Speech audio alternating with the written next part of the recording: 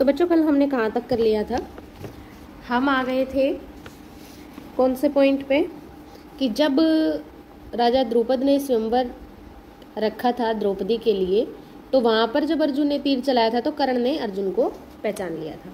कर्ण ने क्या बोला था दुर्योधन को कि ये अर्जुन ही है। तो जब दुर्योधन ने पूछा कि तुझे कैसे पता कि अर्जुन है, तो उसने क्या बताया कि ऐसा तीर सिर्फ 5 आदमी ही चलाना जानते हैं इस धरती पर। तो कौन कौन? एक तो गुरु परशुराम, भीष्म, द्रोणाचार्य, कर्ण और अर्जुन। तो भाई जो परशुराम जी थे उनके बारे में तो आपको पता ही है।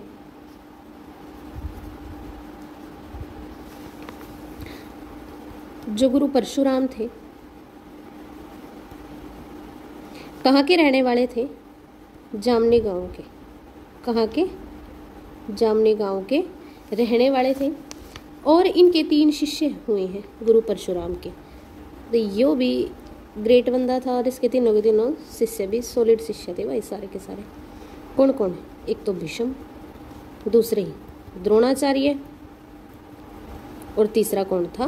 कर्ण। भीष्म जिन्हें इतनी बड़ी प्रतिज्ञा ले ली, आजीवन ब्रह्मचर्य का पालन करा। द्रोणाचार्य जिनने अर्जुन वर्ग योद्धा श्रेष्ठ धनुर्धर तैयार कर दिए। और कर्ण का तो कोई तोड़े नहीं था। उसके बाद गुरु परशुराम ने क्या करा था? जो परशुराम के पिता थे उनको किसी राजा ने मार दिया था। क्या किया था? किसी राजा ने मार दिया था। तो परशुराम की माता ने 21 बार छाती पीट कर कहा था कि भाई इस धरती पर क्या है, क्षत्रिय नहीं रहने चाहिए। तो उस टाइम पर क्या करा था? परशुराम ने 21 बार इस धरती को क्षत्रिय विहीन कर दिया था। 21 बार। कितनी बार? 21 बार इस धरती को क्षत्रिय विहीन करने वाला कौन था? परशुराम। तो उन्होंने पहचान लिया था, दुर्योधन को बता दिया। फिर दुर्योधन बोला कि यही मार देते हैं इनको। तो शकुनी ने उसको रोक लिया कि नहीं, लाक्षागृह वाला जो पूरा का पूरा शक है सीधा का सीधा तेरे ऊपर चला जाएगा, इनको बुला। तो जब उसने बुलाया था तो पांडवों को कौन सी भूमि दी थी? खांडवप्रस्थ। कौन सी भूमि दी थी? खांडवप्रस्थ। वो शापित भूमि थी और तक्षक नाग की भूमि थी। तक्षक नाग वहाँ पे रहता था। तो उस टाइम पे उन्होंने क्या कर दिया था? इंद्र को वहाँ पे परास्त कर दिया था। उसको खांडवप्रस्थ की जगह क्या बोला जाने लगा था? इंद्रप्रस्थ बोला जाने लगा था। इंद्रप्रस्थ बोला जाने लगा था। तो फिर उन्होंने अपने महल में किसको आमंत्रित किया था?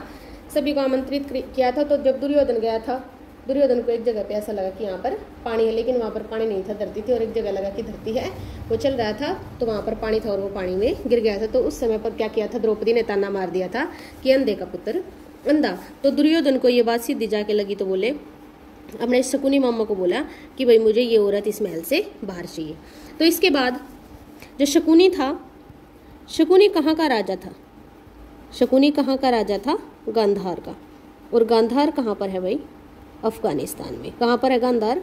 अफगानिस्तान में।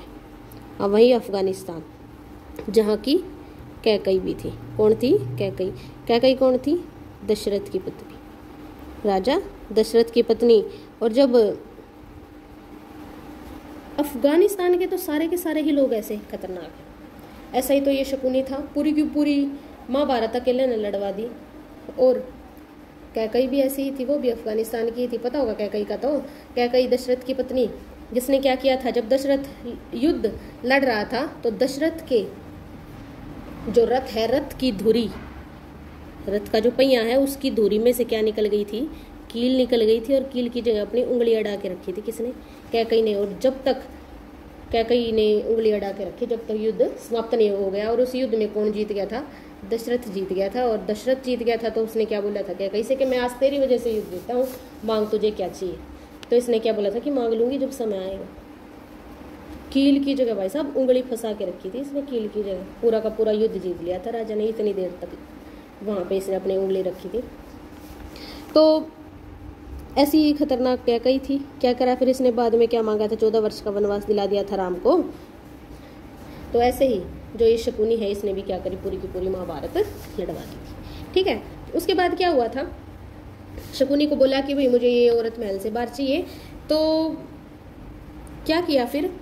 दुर्योधन को बोला शकुनी ने कि ऐसा कर, आज तो इनको कुछ नहीं कहते हैं, इनको क्या कर, द्यूत क्रीड़ा में आमंत्रित कर। किस क्रीड़ा में? द्यूत क्रीड़ा। द्यूत क्रीड़ा मतलब कि जुआ। और इनको वो आमंत्रण स्वीकार करना ही पड़ेगा, क्योंकि अगर कोई राजा द्यूत क्रीड़ा में आने से अगर इनकार कर देता है, आमंत्रण को अस्वीकार कर देता, तो ये मान लिया जाता है कि वो पहले ही हार गया। तो इसने कहा कि उनको द्यूत क्रीड़ा में आमंत्रित कर, जरूर आएंगे। तो जब वो द्यूत क्रीड़ा में गए, पांचों के पांचों पांडव, तो युधिष्ठिर ने वहाँ पर जुआ खेला। जुआ खेला तो सारा राजपाट हार गए, सारा का सारा राजपाट हार गए। सब कुछ इन्होंने अपना दांव पर लगा दिया और अंत में इन्होंने द्रौपदी को भी जुए में हरा दिया। किसको हरा दिया? द्रौपदी को भी जुए में हरा दिया। तो जब इन्होंने सब कुछ अपना जुए में हरा दिया, तो क्या हुआ? धृतराष्ट्र ने बोला दुर्योधन को, किसको बोला? धृतराष्ट्र ने दुर्योधन को बोला कि इनको उनका राजपाट वापस कर दो, इनकी सारी चीजें वापस कर दो जो जो इन्होंने हारी है। तो दुर्योधन ने बोला कि नहीं, ये क्षत्रिय हैं और ये युद्ध में या फिर जुए में हारी हुई कोई भी चीज अपने ऐसे वापस नहीं लेंगे। मैं एक शर्त पर इनका सब कुछ वापस कर दूंगा, अगर ये 12 वर्ष का वनवास 12 वर्ष का वनवास और 1 वर्ष का अज्ञातवास काटेंगे। तो अब वनवास और अज्ञातवास में क्या फर्क है? वनवास यानी कि अपना महल छोड़ करके जंगलों में रहना, और अज्ञातवास यानी कि भेष बदल कर रहना। भेष बदल कर यानी कि अपनी पहचान छुपा करके रहना। तो दुर्योधन ने ये सोचा था कि जब ये 12 साल का वनवास काटेंगे और 1 साल का जब ये अज्ञातवास आएगा इनका, तब मैं इनको ढूंढ लूंगा, इनको पहचान लूंगा। तो इनको फिर से क्या करना पड़ेगा? 12 वर्ष का वनवास और 1 वर्ष का अज्ञातवास। और जितनी बार भी इनको ढूंढ लिया जाएगा, अज्ञातवास में पहचान लिया जाएगा, तो बार बार इनको क्या करना पड़ेगा? वनवास काटना पड़ेगा। तो मैं इनको कभी भी इनका साम्राज्य दूंगा ही नहीं। ये रणनीति उसने बनाई थी। फिर क्या हुआ? युधिष्ठिर ने स्वीकार कर लिया कि भाई ठीक है, हम 12 वर्ष का वनवास और 1 वर्ष का अज्ञातवास काट के आएंगे। तो ये रहते कहाँ पर थे? दिल्ली, इंद्रप्रस्थ। इंद्रप्रस्थ को अब क्या बोलते हैं? दिल्ली बोलते हैं, इंद्रप्रस्थ। तो ये चल पड़े दिल्ली से। कहाँ चल पड़े? दिल्ली से ये चल पड़े कुरुक्षेत्र। कहाँ चल पड़े? कुरुक्षेत्र। और कुरुक्षेत्र में एक गांव है, कमोदा गांव। कमोदा गांव। और उस टाइम पे यहाँ पे क्या हुआ करता था? काम्यक वन। क्या होता था? काम्यक वन। काम्यक वन में चले गए पांडव, और काम्यक वन में उन्होंने कितने वर्ष रुके? 10 वर्ष। कितने वर्ष? 10 वर्ष का वनवास उन्होंने कहाँ पर बिताया? काम्यक वन में। और वो काम्यक वन में किसके साथ गए थे? काम्यक वन में गए थे वो 10,000 पुरोहितों के साथ। किसके साथ? 10,000 पंडितों के साथ, पुरोहितों के साथ। और 10 के 10 साल इन्होंने वहां पर इन पुरोहितों के साथ क्या करवाए? यज्ञ करवाए। कहाँ पर? काम्यक वन में। काम्यक वन वर्तमान में क्या है? कमोदा गांव। कमोदा गांव। और कमोदा गांव कहाँ पड़ता है? कुरुक्षेत्र में। कहाँ पड़ता है बच्चों? कुरुक्षेत्र में पड़ता है। तो 10 साल तक यज्ञ करवाए। तो देख लो कितने यज्ञ काम्यक वन में हुए हैं। और वो काम्यक वन आज वर्तमान का कमोदा गांव है कुरुक्षेत्र के अंदर। और कमोदा गांव में ही एक मंदिर बना हुआ है, काम्यकेश्वर मंदिर। कौन सा मंदिर? काम्यकेश्वर मंदिर। काम्यकेश्वर मंदिर। और इस काम्यकेश्वर मंदिर में अब देख लो इतनी पवित्र भूमि जहाँ पर 10 वर्षों तक लगातार यज्ञ चलते रहे। और यहाँ पर एक मंदिर बना, काम्यकेश्वर मंदिर, काम्यकेश्वर महादेव मंदिर, काम्यकेश्वर महादेव मंदिर। और यहाँ पर रविवार के दिन, कौन से दिन? रविवार के दिन किसकी पूजा होती है? सूर्य भगवान की पूजा होती है। किसकी पूजा होती है? सूर्य भगवान की पूजा होती है। तो आज यहाँ पर ऐसी मान्यता है कि जो भी काम्यकेश्वर मंदिर, महादेव मंदिर में जाता है, यानी कि अगर कोई भी बांझ औरत है ना, बांझ औरत, वो काम्यकेश्वर मंदिर में जाकर रविवार को अगर सूर्य भगवान की पूजा कर लेती है तो उसको संतान की प्राप्ति हो जाती है। इतनी पवित्र भूमि है कमोदा गांव कुरुक्षेत्र के अंदर। ठीक है भाई, इतनी बात समझ में आई कि 12 वर्ष के वनवास में से 10 वर्ष का वनवास इन्होंने कहाँ पे काटा? अपना कमोदा गांव में। कमोदा गांव में। ठीक है। अब अगली बात आती है कि उसके बाद ये कहाँ चले गए? उसके बाद चले गए पंचकूला में। कहाँ चले गए? पंचकूला में। पंचकूला में जब ये गए तो इन्होंने क्या विचार किया कि भाई 5 घर बनाए, वृक्षों को काटा, 5 घर बनाए, और उस जगह को क्या नाम दिया? पिंजौर। क्या नाम दिया उस जगह को? पिंजौर नाम दिया। यानी कि और पहले उसको क्या बोला जाता था? पंजपुरम। क्या बोला जाता था? पंजपुरम। तो पंजपुरम, और अब वर्तमान में नाम क्या है उसका? पिंजौर, पंचकुला के अंदर। वहां पर पांडवों ने कितने साल वनवास काटा? 1 साल। तो इनके 11 साल तो इन्होंने अपने ऐसे पूरे किए। 10 साल का मोदा गांव में और 1 साल पंचकुला, पिंजौर, पंजपुरम में। ठीक है। तो जब ये यहाँ पर पिंजौर में थे तो पानी पीने के लिए जो भीम था वो क्या खोदता था? बावड़ी। बावड़ी यानी कि छोटे छोटे तालाब। किस लिए? सिर्फ पानी पीने के लिए। किस लिए खोदता था? पानी पीने के लिए। और 1 साल तक ये रही। 1 साल में कितने दिन होते हैं? 365 दिन। और 365 के 65 दिन इन्होंने क्या किया? हर रोज एक अलग बावड़ी खोदी। एक अलग बावड़ी खोदी, यानी कि इन्होंने पिंजौर में कितनी बावड़ियां खोदी? 365 बावड़ियां। क्या खोदी इन्होंने? 365 दिन बावड़ियां खोदी पिंजौर के अंदर। पंचकुला के अंदर जो पिंजौर है वहां पर इन्होंने 365 बावड़ियां खोदी। और क्यों इन्होंने हर रोज अलग बावड़ी क्यों खोदी? क्योंकि इनको लगता था कि इनका जो वो है वनवास का समय है वो पूरा होने वाला है, और कहीं रात में किसी ने वहां पर जहर ना मिला दिया हो, दुर्योधन ने वहां उस बावड़ी में जहर ना मिला दिया हो। इसलिए हर रोज क्या करता था भीम? नई बावड़ी खोदता था पानी पीने के लिए। तो अगर ये पूछ लिया जाए कि 365 बावड़ियां पांडवों ने कहाँ खोदी थी, तो कहाँ खोदी थी बच्चों? पिंजौर के अंदर। ठीक है। अब वर्तमान में भी 15 बावड़ी पाई जाती है वहां पे। कितनी बावड़ियां? 15। कहाँ पर? पिंजौर में। और कुछ बावड़ी कहाँ पर है? यमुनानगर में। कुछ बावड़ी कहाँ पर है? यमुनानगर में। ठीक है। 15 बावड़ी कहाँ पर पाई जाती हैं उस समय की? अभी भी पिंजौर में पाई जाती है, और यमुनानगर में भी कुछ बावड़ियां पाई गई हैं। लेकिन HSSC एक सवाल पूछती है कि बावड़ियों का शहर किसे कहते हैं? तो बावड़ियों का शहर कहते हैं भाई नारनौल को। नारनौल में सबसे ज्यादा बावड़ियां पाई जाती हैं। बावड़ियों का शहर अगर पूछ लिया जाए, बावड़ियों का शहर, तो कौन सा है बावड़ियों का शहर? नारनौल। नारनौल कहाँ पड़ता बच्चों? महेंद्रगढ़ में। ठीक है। बहुत ही इंपॉर्टेंट क्वेश्चन है, आपको नोट डाउन करते चलना है इनको साथ के साथ। और जो भीम था, भीम किसका पुजारी था? माता काली का। किसका पुजारी था? माता काली का पुजारी था। और जहां पर इन्होंने, भीम ने माता काली की पूजा की थी, वहां पर 9वीं शताब्दी में गुर्जर प्रतिहारों ने क्या बनवाया था? मंदिर बनवाया था। काली माता का मंदिर बनवाया था। किसने? गुर्जर प्रतिहारों ने। किसने बनवाया था? गुर्जर प्रतिहारों ने। और कब बनवाया? 9वीं शताब्दी में। काली माता का मंदिर बनवाया गुर्जर प्रतिहारों ने 9वीं शताब्दी में, जहां पर भीम क्या करता था? काली माता की पूजा किया करता था। और उस मंदिर को क्या नाम दिया? भीमा देवी मंदिर। क्या नाम दिया उस मंदिर को? भीमा देवी मंदिर। भीमा देवी मंदिर। और ये जो मंदिर है बच्चों, ये कई बार क्वेश्चन पेपर में पूछा गया है कि भाई जो भीमा देवी मंदिर है वो किस शैली में बनाया गया है? तो किस शैली में बना हुआ ये मंदिर है? नागर शैली में। कौन सी शैली में? नागर शैली में। और आपको पता है कि नागर शैली में कहाँ के मंदिर हैं? नागर शैली में भी कौन सी शैली का है ये? पंचायतन शैली का। नागर शैली में भी कौन सी शैली का मंदिर है ये? पंचायतन शैली का। और पंचायतन शैली क्या होती है? एक मंदिर बीच में और उसके चारों तरफ एक एक मंदिर। ठीक है। ये शैली क्या है? पंचायतन शैली है। और इस शैली के जो मंदिर हैं कहाँ पाए जाते हैं? दक्षिण में पाए जाते हैं। कहाँ पाए जाते हैं? दक्षिण में पाए जाते हैं। तो इस मंदिर को क्या कहा गया है? उत्तर भारत का खजुराहो। उत्तर भारत का खजुराहो।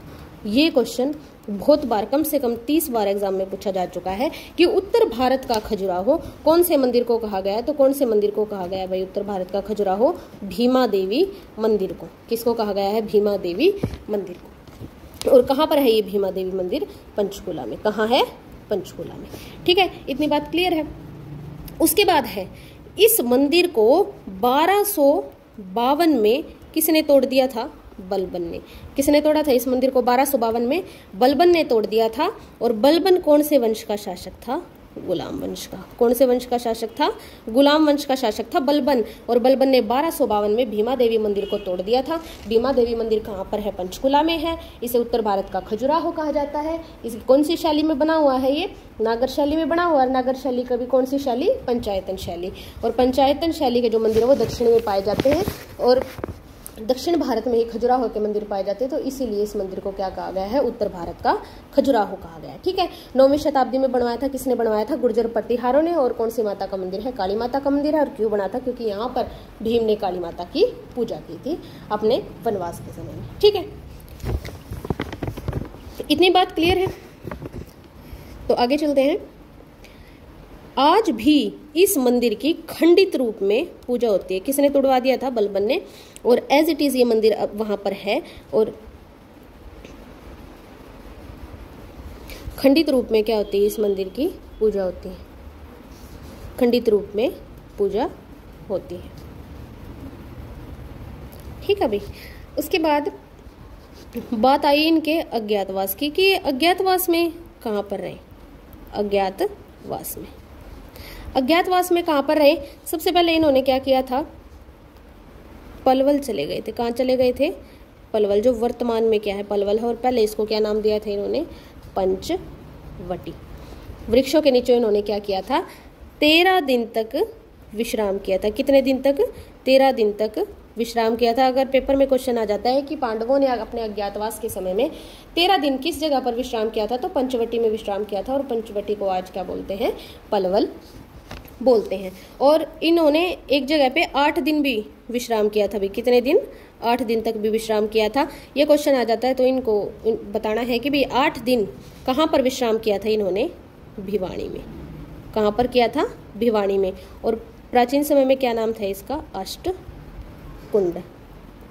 क्या नाम था?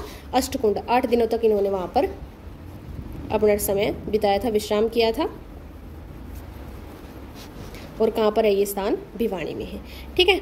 उसके बाद अगर कोई पूछ लेता है कि अष्टकुंड कहाँ है, तो भिवानी में है। 13 दिन तक विश्राम कहाँ पर किया था? 13 दिन तक विश्राम किया था पंचवटी में। और अगर पूछ ले कि पंचतीर्थ कहाँ है? कौन सा तीर्थ?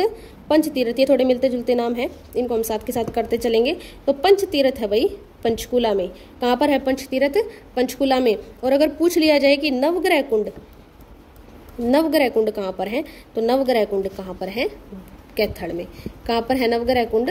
कैथड़ में। और अष्टकुंड कहाँ है? भिवानी में है। नवग्रह कुंड है कैथड़ में। और द्रौपदी कुंड कहाँ पर है भाई? पलवल में। जब ये पलवल में विश्राम कर रहे थे तो द्रौपदी ने क्या कहा था कि भाई मुझे तो स्नान करना है। तो द्रौपदी के स्नान करने के लिए इन्होंने एक कुंड की खुदाई करी थी। और उसमें द्रौपदी ने क्या किया था? स्नान किया था। तो वो कुंड किस नाम से जाना गया? द्रौपदी कुंड के नाम से जाना गया। और वो कहाँ पर है? पलवल में है। और अगर पूछ लिया जाए कि द्रौपदी घाट कहाँ है, तो द्रौपदी घाट कहाँ पर है? कुरुक्षेत्र में। कहाँ है? कुरुक्षेत्र में। और द्रौपदी कुंड कहाँ है? पलवल में। तो ये क्वेश्चंस आपको याद रखने बहुत ज्यादा इंपॉर्टेंट है। उसके बाद बात आती है, बाकी का समय इन्होंने कहाँ पर व्यतीत किया था? राजस्थान में विराटनगर में। कहाँ पर? राजस्थान में विराटनगर में। और भेष बदल कर ये रहे थे वहां पर, भेष बदल कर रहे थे। तो युधिष्ठिर का नाम वहां पर क्या रखा गया था? विराटनगर में कहाँ रहे थे ये राजा? विराट के महल में। कहाँ रहे थे राजा? विराट के महल में। और वहां पर युधिष्ठिर का नाम क्या था? युधिष्ठिर का नाम था कंक। क्या नाम था? कंक। एग्जाम में क्वेश्चन पूछे जा सकते हैं भाई कि राजा विराट के महल में युधिष्ठिर का नाम क्या था? कंक था। और भीम का नाम क्या था? वल्लभ। क्या नाम था? वल्लभ था। और अर्जुन का नाम था वृहलल्ला। क्या नाम था अर्जुन का? वृहलल्ला था। नकुल का नाम था ग्रंथिक। क्या नाम था नकुल का? ग्रंथिक। और सहदेव का क्या नाम था? सहदेव का नाम था ततिपाल। क्या नाम था? ततिपाल। और जो नकुल था ये घोड़ों का विशेषज्ञ था। क्या था नकुल? घोड़ों का विशेषज्ञ, घोड़ों का। ठीक है। तो जब इन्होंने अपना वनवास का और अज्ञातवास का समय पूरा कर लिया था और जब ये वापिस आए तो दुर्योधन ने कहा कि मैं अभी भी तुम्हें सुई की नोक के बराबर भी भूमि नहीं दूंगा, सुई की नोक के बराबर भी भूमि नहीं दूंगा। तो इनको गुस्सा आ गया भाई, और गुस्सा आ गया तो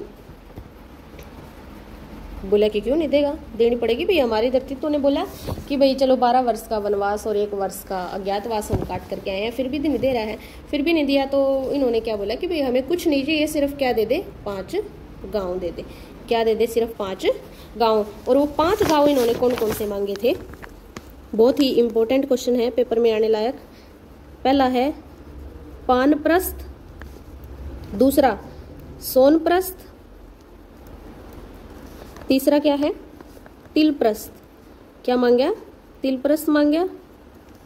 चौथा क्या, श्रीप्रस्थ, श्रीप्रस्थ।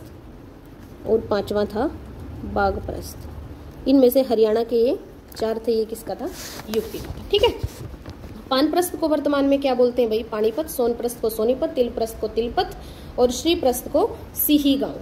श्रीप्रस्थ को क्या बोलते हैं, सिही गांव। दुर्योधन बोला भाई सारा कुछ तो मांगे लिया, पानी की भूमि पानप्रस्थ, सोने की सोनप्रस्थ, तिलों की भूमि तिलप्रस्थ और बागों की भूमि बाघप्रस्थ, सारा तो तुमने मांग लिया, बचा क्या। बोला कि नहीं दूंगा। और जब इसने ये सब कुछ देने से इनकार कर दिया तो फिर क्या लड़ी गई, महाभारत। क्या लड़ी गई, महाभारत। एक पॉइंट इसके बारे में बता देती हूँ, श्रीप्रस्थ के बारे में। श्रीप्रस्थ का वर्तमान नाम सिही गांव है।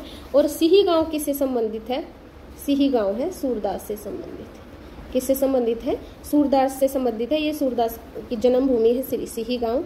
और कई बार पेपर में ये क्वेश्चन पूछा जाता है कि सूरदास किसके समकालीन थे। क्या पूछा जाता है कि सूरदास किसके समकालीन थे, तो ये अकबर के समकालीन थे। तो बच्चों आज की वीडियो में हम यहीं तक करेंगे।